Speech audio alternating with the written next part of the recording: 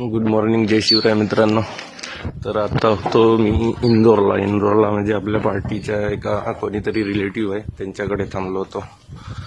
तर आता तुम्हाला एक शेती दाखवतोय. आलूची शेती आपल्याकडे इथं पाहायला मिळत नाही, पण आता तुम्हाला दाखवतोय. हे बघा, ही आहे आलूची शेती. हे आहे आलू बघा, इकडे खाली आलू असते, इकडे सगळे आलू आहे.